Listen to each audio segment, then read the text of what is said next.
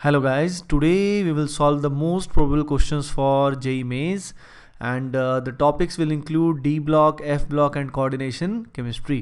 तो ये जो क्वेश्चंस होंगे ये JEE Mains के लिए जो मेजॉरिटी ऑफ द कंसेप्ट्स हैं उनको कवर करने वाले हैं। तो आई होप आपने ये सारे टॉपिक्स ढंग से किए होंगे, तभी आप इन क्वेश्चंस को ठीक से कर पाएंगे। तो आइए शुरू करते हैं। So guys here is the first question में आपको 4 ऑप्शन गिवन है A, B, C and D and you have to identify the most stable ion. So guys pause कीजिए, सॉल्व कीजिए। ओके, आई होप आपने इसको सॉल्व कर लिया होगा। So guys the correct answer is not B, C is the correct answer. तो देखिए stability किन किन फैक्टर्स पे डिपेंड करती है। एक आयन की स्टेबिलिटी कई फैक्टर्स पे डिपेंड करती है, पर उसमें पहला फैक्टर जो होता है वो होता है charge on the central metal ion. जो सेंट्रल मेटल का आयन है इस पे चार्ज जितना बढ़ेगा स्टेबिलिटी उतनी बढ़ेगी। तो स्टेबिलिटी का पहला factor it is directly proportional to charge on the central metal atom ion. और दूसरी चीज़ जिस पे वो डिपेंड करता है लिगेंड्स पे। ओके, अब लिगेंड की किस चीज़ पे डिपेंड करता है? तो डिपेंड करता है basic strength. Depending on the basic strength of the ligand, वो जितनी ज़्यादा होगी उतनी ज़्यादा स्टेबिलिटी बढ़ेगी। तो जैसा कि आप देख सकते हैं यहाँ पे पहले केस में जो आयरन है इसका ऑक्सीडेशन स्टेट +2 आएगा, यहाँ +3 आएगा, यहाँ भी +3 होगा और यहाँ भी +3 होगा। तो पहला ऑप्शन तो वैसे ही रूल आउट हो गया। अब बचा B, C and D। B and C and D में अगर हम देखें तो यहाँ पे लिगेंड है Cn नेगेटिव, यहाँ पे लिगेंड है Cl नेगेटिव और यहाँ पे है वाटर। इन सब में सबसे स्ट्रॉन्ग बेस जो है वो है Cn नेगेटिव। जैसे कि आप देख सकते हैं Cl नेगेटिव जो है वो HCl का कॉन्जुगेट बेस है। HCl is a strong acid, तो उसका बेस क्या होगा? वीक होगा। सिमिलरली वाटर जो है it is also a weak base, but Cn negative is a strong base relatively. Out of these it is relatively a strong base. तो hence answer is सी। आइए करते हैं क्वेश्चन नंबर 2। क्वेश्चन 2 में आपसे पूछा गया है which of the following ions has the maximum magnetic moment. ये जो 4 आयंस आपके सामने गिवन है, one is Mn2+ manganese, this is iron, this is titanium and this is chromium. तो इन आयंस में मैक्सिमम मैग्नेटिक मोमेंट किसका है ये आपको बताना है। मैग्नेटिक मोमेंट से बहुत सारे क्वेश्चन हर साल आते हैं, तो आपको अच्छे से आना चाहिए इलेक्ट्रॉनिक कॉन्फ़िगरेशन लिखना, ठीक है। और उसके बाद जब आयनिक फॉर्म में वो कन्वर्ट होता है तो कितने इलेक्ट्रॉन लूज़ करेगा, कहाँ से लूज़ करेगा और उसके बेसिस पे कितने अनपेड इलेक्ट्रॉन है। ये बहुत इंपॉर्टेंट चीज़ है जो आपको आनी चाहिए। इसको पॉज कीजिए, सॉल्व कीजिए। आई होप आपने इसको सॉल्व कर लिया होगा। So guys the correct answer is a, Agra. अब ऐसा कैसे हुआ? तो देखिए सबसे पहले मैं आपको मैग्नेटिक मोमेंट का फॉर्मूला बताता हूँ। It is equal to √n × n+2 where n is number of unpaired electrons. अब यहाँ पे n कैसे निकालेंगे? तो हमको यहाँ पे इलेक्ट्रॉनिक कॉन्फ़िगरेशन लिखनी पड़ेगी। देखिए सबकी इलेक्ट्रॉनिक कॉन्फ़िगरेशन मैं यहाँ नहीं लिख रहा हूँ, मैं मैग्नीज़ की लिख रहा हूँ। नॉर्मल मैग्नीज़ जो होता है ग्राउंड स्टेट में, नॉर्मल स्टेट में उसका जो इलेक्ट्रॉनिक कॉन्फ़िगरेशन होता है वो होता है आर्गन। आर्गन आपको पता ही है, it is inert gas having total 18 electrons. तो 18 के बाद 7 इलेक्ट्रॉन हमारे पास बचे, फिर बाकी 2 इलेक्ट्रॉन 4s2 यानी 4s में जाते हैं और जो d ऑर्बिटल है उसके अंदर कितने इलेक्ट्रॉन बचे हुए? 5 इलेक्ट्रॉन यहाँ पे जाते हैं। अब इसमें अगर हम कन्वर्ट करते हैं इसको Mn2+ में, तो ऐसे केस में क्या होगा? 2 इलेक्ट्रॉन निकलेंगे। कहाँ से निकलेंगे? देखिए यहाँ पे जो 3d ऑर्बिटल है ये बाद में फिल होता है, पर ये इनर ऑर्बिटल है and this is the outer orbital. तो आउटर ऑर्बिटल से ही इलेक्ट्रॉन आपको रिमूव करने होंगे। तो 2 इलेक्ट्रॉन आप यहाँ से रिमूव करेंगे। जैसे ही 2 इलेक्ट्रॉन आप यहाँ से रिमूव करेंगे तो ऐसे केस में it will become argon 3d5। अब यहाँ पे अगर हम देखें तो Mn2+ का मतलब 2 इलेक्ट्रॉन लूज करना है, इसलिए यहाँ पे क्या आया? 3d5। 3d5 का मतलब ये जो आपके सामने सबशेल है, इस सबशेल में जो ऑर्बिटल्स हैं उन सब में एक एक इलेक्ट्रॉन यहाँ पे लाई कर रहा है, यानी टोटल 5 अनपेड इलेक्ट्रॉन यहाँ पे लाई कर रहे हैं। तो इसका मैग्नेटिक मोमेंट भी आप मैग्नेटिक मोमेंट भी काउंट कर सकते हो। और 5 से ज़्यादा अनपेड इलेक्ट्रॉन तो यहाँ होंगे ही किस तरीके से, आप खुद ही सोचिए। सिमिलरली तो यहाँ पे बाकी सब में अगर हम निकालेंगे तो अनपेड इलेक्ट्रॉन रिलेटिवली लेस आएंगे। जैसे आयरन वाले केस में अगर आप निकालोगे तो that will come out to be 4 unpaired electrons. In the case of titanium that will come out to be 2. In the case of chromium that will come out to be 4 again. So hence the correct answer is A. In the question number 3 you are asked कि ये जो complex यहाँ पे given है ये किस तरह का आइसोमेरिज्म शो कर सकता है। सिंगल करेक्ट आंसर है। ऑप्शन आपके पास है ionization, second option is linkage, the next option you have is optical and the next option is geometrical. So 4 option आपके पास है, ionization, linkage, optical and geometrical. तो वीडियो को पॉज कीजिए और प्लीज़ इसको सॉल्व कीजिए। ओके, आई होप आपने इसको सॉल्व कर लिया होगा। तो देखिए इसमें the correct answer is B, बॉम्बे, लिंकेज आइसोमेरिज्म। अब कैसे पहचानते हैं कि कौन सा आइसोमेरिज्म यहाँ पे शो होगा। देखिए ऑप्टिकल शो करने के लिए कंपाउंड के अंदर प्लेन ऑफ सिमेट्री नहीं होनी चाहिए। जैसा कि आप देख सकते हैं ये जो कंपाउंड है ये ऑक्टाहेड्रल ज्योमेट्री इसकी है, और ऑक्टाहेड्रल ज्योमेट्री में जब इसको आप बनाएंगे तो ऐसे केस में it will have a plane of symmetry. Hence यहाँ पे ऑप्टिकल आइसोमेरिज्म का भी केस नहीं बन पाएगा, क्योंकि सभी आइसोमर्स के अंदर क्या आएगी, प्लेन ऑफ सिमेट्री आएगी। Hence all of them will have optical rotation of 0। Geometrical isomerism भी नहीं हो पाएगा, क्योंकि geometry will not be changed, aerial distance change नहीं होगा।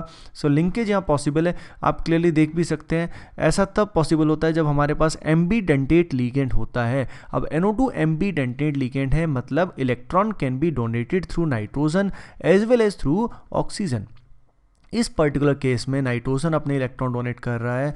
अगर यहीं पे नाइट्रोजन की बजाय ऑक्सीजन अपने इलेक्ट्रॉन दे, यानी हम NO2 की बजाय ONO का यूज़ करें, तो वो इसका लिंकेज आइसोमर फॉर्म हो जाएगा। आइसोमेरिज्म भी बहुत इंपॉर्टेंट है। हर साल ऑलमोस्ट ऑप्टिकल से, ज्योमेट्रिकल से, आइसोमेरिज्म से क्वेश्चन आ ही जाता है। तो इन टॉपिक्स को आप ढंग से पढ़ें। बहुत ज़्यादा क्वेश्चन करने की ज़रूरत नहीं है, बेसिक्स क्वेश्चन को आप अच्छे से अंडरस्टैंड करके करें तो भी बहुत अच्छा रहेगा। इन द क्वेश्चन नंबर 4 आपसे पूछा गया है कि there is a complex X, एक कॉम्प्लेक्स एक्स है, और इस कॉम्प्लेक्स को जब पानी के अंदर डिज़ोल्व करते हैं तो ऐसे केस में 3 mole of ions are generated. 3 mole of ions are generated. उसके अलावा एक और बात यहाँ पे गिवन है, जब ये कॉम्प्लेक्स एक्स जो है ये रिएक्ट करता है सिल्वर नाइट्रेट के साथ, AgNO3 के साथ, तो ऐसे केस में 2 यूनिट्स यानी 2 moles of AgCl are formed. AgCl का वाइट कलर का PPT बनता है और उसके 2 यूनिट्स यहाँ पे जनरेट होते हैं। तो आपको आइडेंटिफाई करना है कि X कौन है। A, B, C और D यहाँ पे आपके सामने गिवन है, इनमें से कोई एक X है। ओके, आई होप आपने इसको सॉल्व कर लिया होगा। So guys the correct answer is A। देखिए ऐसे क्वेश्चन में हमको आइडेंटिफाई करना होता है कि कोऑर्डिनेशन स्फीयर में कितने आयंस हैं और उसके बाहर कितने आयंस हैं। तो देखिए ये जो कोऑर्डिनेशन स्फीयर है हमारा, ये इंटैक्ट रहने वाला है, इसको कोई कुछ नहीं कर सकता। अब ये कोऑर्डिनेशन स्फीयर के बाहर ये जो है ये है हमारा आयनाइजेशन स्फीयर। तो यहाँ से ये ब्रेक डाउन होगा पानी के अंदर और हमें क्या मिलेंगे, हमें मिलेंगे 2 यूनिट्स ऑफ Cl नेगेटिव। और उसके अलावा ये जो पूरा कोऑर्डिनेशन स्फीयर है ये हमें मिलेगा जिसके ऊपर होगा +2 यूनिट का चार्ज, क्योंकि यहाँ अगर -2 यूनिट चार्ज है तो इस पर होगा +2 यूनिट का चार्ज। तो टोटल 3 मोल ऑफ आयंस यहाँ पे होंगे। एक तो ये कोऑर्डिनेशन स्फीयर जो आपको दिखाई दे रहा है, और 2 यहाँ पे मोल आपको दिखाई दे रहे होंगे Cl नेगेटिव के। उसके अलावा AgNO3 जो है ये रिएक्शन करेगा Cl2 के साथ, जिसमें हमें मिलेंगे 2 AgCl। ऑब्वियसली यहाँ पे भी 2 यूनिट्स यहाँ पे इसके कंज्यूम होंगे और तभी हमें 2 यूनिट्स ऑफ AgCl मिलेंगे। कई स्टूडेंट गलती से आंसर डी कर देते हैं, but D is not the correct answer, because इसमें ये कॉम्प्लेक्स कोई ठीक से नहीं दिखा रखा। जो कोबाल्ट है इसका कोऑर्डिनेशन नंबर ऑक्टाहेड्रल कॉम्प्लेक्स में 6 रहने वाला है, और यहाँ पे अंदर अगर आप देखें तो नंबर ऑफ लिगेंड कितने होंगे, 5। तो इसको करेक्टली रिप्रेजेंट किया ही नहीं गया, तो इसलिए द करेक्ट आंसर इज ए। आइए सॉल्व करते हैं क्वेश्चन नंबर 5। क्वेश्चन नंबर 5 में आपको गिवन है कि there is a red solid X. X जो है ये एक रेड कलर का सॉलिड कंपाउंड है। अब ये जो एक्स कलर का रेड सॉलिड कंपाउंड है ये वाटर के अंदर इनसोल्यूबल है, it is insoluble in water. लेकिन जब इसको हम मिलाते हैं Ki के साथ तो लेट अस से Y बनता है, और ये जो है ये पानी के अंदर सोल्यूबल है। उसके अलावा एक और चीज़ मेंशन्ड है कि जब X को काफ़ी ज़्यादा हीट किया जाता है, जब X को काफ़ी ज़्यादा हीट किया जाता है तो ऐसे केस में वॉयलेट कलर की फ्यूम्स निकलती हैं, वॉयलेट कलर की फ्यूम्स निकलती हैं। तो ये इन्फॉर्मेशन आपको गिवन है X के बारे में। You have to identify the X out of these 4 compounds. Okay, I hope आपने इसको सॉल्व कर लिया होगा। So guys the correct answer is HgI2। HgI2 red colour का सॉलिड है, अगर आपको ये याद था तो एकदम से क्वेश्चन हो जाएगा। बाकी इसका कंसेप्ट कुछ ऐसा है कि HgI2 जो होता है, इसकी रिएक्शन जब हम पोटेशियम आयोडाइड के साथ कराते हैं तो हमें मिलता है K2HgI4। I think you remember this. इसको क्या बोलते हैं? Nessler's reagent. और ये जो नेस्लर रिएजेंट होता है, it is soluble in aqueous medium. उसके अलावा एक और बात करते हैं, ये जो खुद ये सोल्यूबल नहीं है HgI2, क्योंकि देखिए नॉर्मली जो आयोडाइड्स होते हैं मेटल्स के वो सोल्यूबल होते हैं except few cases of mercury and lead as well. अच्छा, उसके अलावा वॉयलेट फ्यूम्स किसकी निकलती हैं? तो देखिए HgI2 को जब हीट करते हैं तो यहाँ पे I2 की वॉयलेट कलर की फ्यूम्स रिलीज होती हैं। अगला क्वेश्चन बहुत ही इंटरेस्टिंग है। आपके सामने कॉम्प्लेक्स गिवन है X और आपसे पूछा गया है कि ये जो कॉम्प्लेक्स है जिसमें कॉपर यानी Cu2+ आयन और अमोनिया आपस में कंबाइन किए हैं, ये जो कॉम्प्लेक्स है ये कौन से कंडीशंस में इजीली फॉर्म होगा? The one option is, you have two option in this case only, one is alkaline option and the second option is acidic. तो आपको बताना है कौन सा मीडियम हम यहाँ पे प्रेफर करने वाले हैं। ओके गाइस, आई होप आपने इसको सॉल्व कर लिया है। The correct answer is alkaline medium. Alkaline medium मतलब बेसिक मीडियम को हम प्रेफर करेंगे, एसिडिक मीडियम को प्रेफर बिल्कुल नहीं करेंगे, क्योंकि एसिडिक मीडियम में जो अमोनिया है it will act as a Lewis base, और ये जो लुईस एसिड है यानी H+ को ये इलेक्ट्रॉन डोनेट करके कन्वर्ट हो जाएगा NH4+ में, and once it is converted to NH4+ it can not act as a ligand की तरह एक्ट ही नहीं करेगा, क्योंकि इसका लोन पेयर अवेलेबल ही नहीं होगा कॉम्प्लेक्स फॉर्मेशन के लिए। Hence this complex is formed under alkaline conditions which favors this complex formation। आइए सॉल्व करते हैं क्वेश्चन नंबर 7। क्वेश्चन नंबर 7 में आपसे पूछा गया है the most common oxidation states, the most common oxidation state for cerium are. Option आपके सामने गिवन है, पॉज कीजिए, सॉल्व कीजिए। आई होप आपने इसको सॉल्व कर लिया होगा। So guys the correct answer is A, Agra. So देखिए सेरियम जो है इसका जो एटॉमिक नंबर है वो है 58। इसके बेसिस पे अगर हम देखें तो 58 के जो नियरेस्ट इनर्ट गैस है वो कौन सी है? जिनॉन। जिनॉन जो होता है इसका एटॉमिक नंबर कितना होता है? 54। तो बचे हमारे पास 4 इलेक्ट्रॉन्स।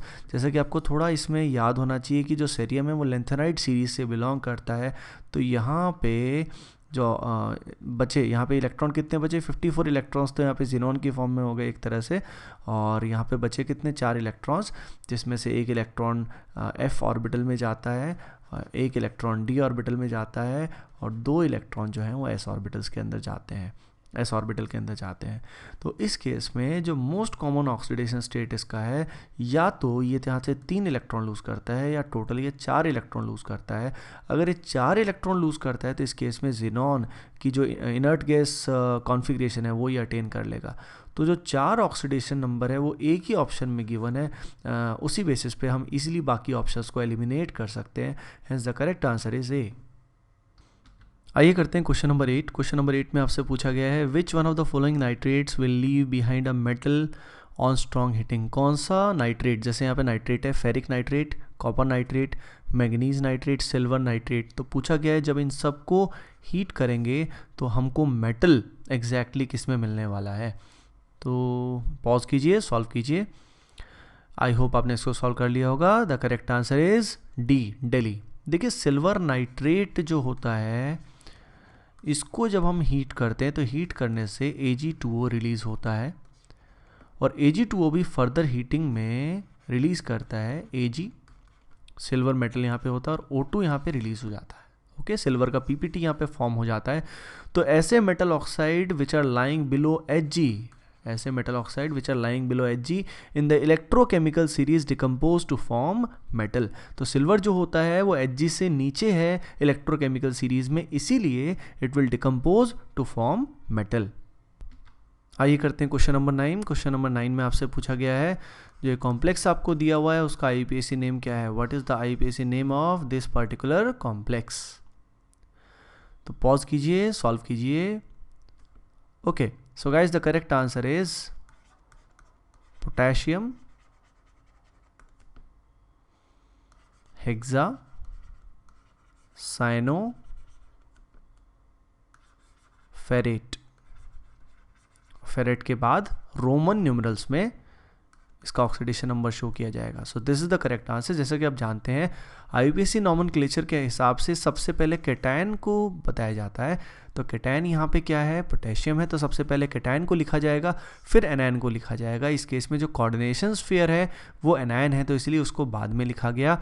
और जब एनायनिक कोऑर्डिनेशन स्फीयर होता है तो ऐसे केस में जो मेटल कैटायन आता है, सेंट्रल मेटल एटम आता है, उसमें आयरन की बजाय यहाँ पे हम यूज़ करेंगे फेरेट। तो ये दिस 8 इंडिकेट्स कि ओवरऑल जो ये कॉम्प्लेक्स है इट इज़ नेगेटिवली चार्ज्ड। और यहाँ पे इसका आई होप आप ये कोऑर्डिनेशन, ये ऑक्सीडेशन नंबर तो निकाल लेंगे ही। It is not tough at all, क्योंकि 3 पोटेशियम आयंस हैं तो उसके बेसिस पे +3 चार्ज हमें मिलेगा।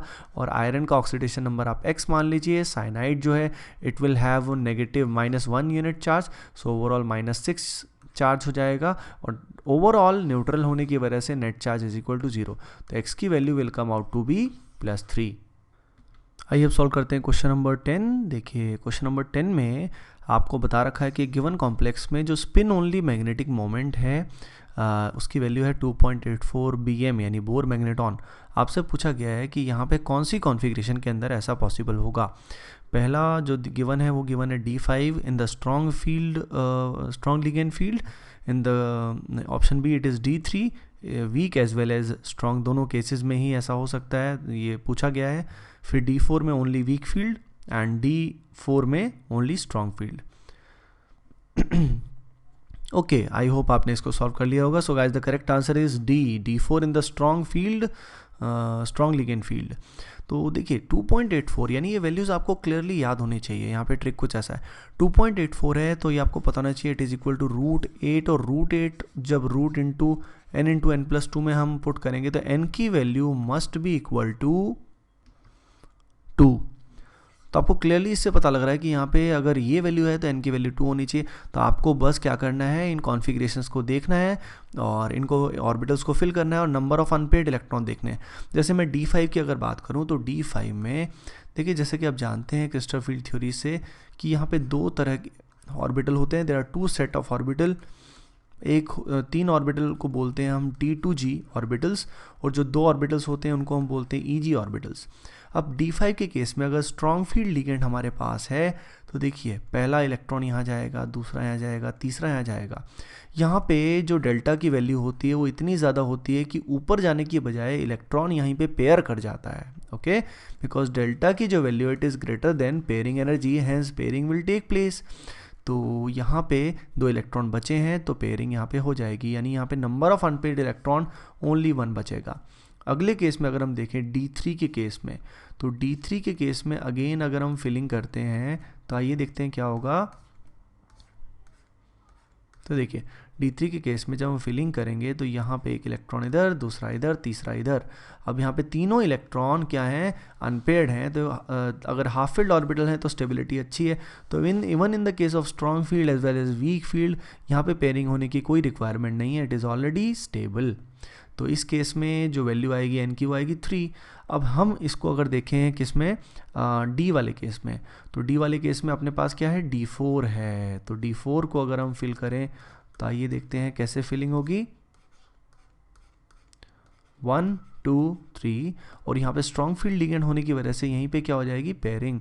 तो यहाँ पे 2 इलेक्ट्रॉन्स बच जाएंगे। अगर यहीं पे वीक फील्ड होता तो ये इलेक्ट्रॉन ऊपर चला जाता और नंबर ऑफ अनपेयर्ड इलेक्ट्रॉन 4 हो जाते। सो guys the correct answer is D. So guys, in this video you have learnt many concepts such as stability of the complex, magnetic moment, उसके अलावा little isomerism, then number of moles of ions in the solution, उसके अलावा colour से related हमने बात की, उसके अलावा हमने थोड़ा सा इलेक्ट्रॉनिक कॉन्फ़िगरेशन के बारे में बात की, उसके अलावा IUPAC नेमिंग के बारे में बात की, और ऑर्बिटल्स को कैसे फिल करते हैं इसके बारे में बात की। इस तरह की सीरीज़ में हम 1-2 वीडियोस और ज़रूर करेंगे जिससे आपका कोऑर्डिनेशन कंपाउंड्स बहुत ही अच्छा हो जाएगा। अगर ये वीडियो आपको अच्छा लगा, आपको हेल्प मिली तो प्लीज़ डू लाइक, और अगर आपने चैनल को अब तक सब्सक्राइब नहीं किया तो please do subscribe it. Thank you.